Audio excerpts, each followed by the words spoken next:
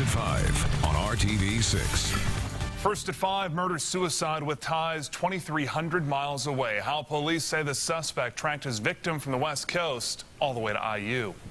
And we are learning shocking new details about the murder of an Indiana University student.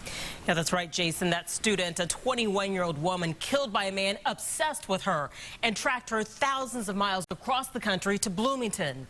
Our story now from RTV6's Chris Prophet. 21-year-old Yaolin Wang came to Indiana University to pursue a degree in business. She lived in these off-campus apartments where she was brutally murdered by a man who police say took control of her life. It's a story that begins in China, then to Seattle, and ends here. Yaolin left China to attend a Seattle community college. That's where she met 20-year-old Chaolin Shao.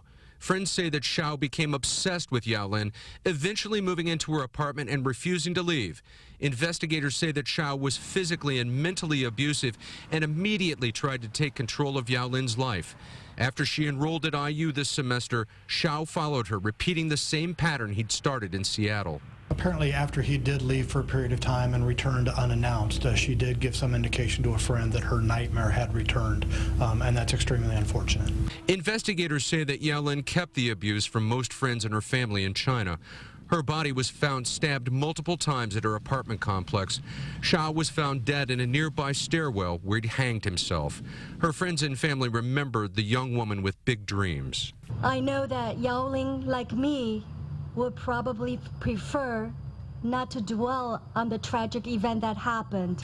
Police hope that Yaolin's death will persuade other international students to come forward who find themselves in violent relationships. In Bloomington, Chris Prophet, RTV6. And IU officials say that Xiao was not enrolled at the university, police telling us he had no job and likely took money from the victim. Well, the case is IU and Bloomington PD urging you, if you feel unsafe in a domestic situation, to get help.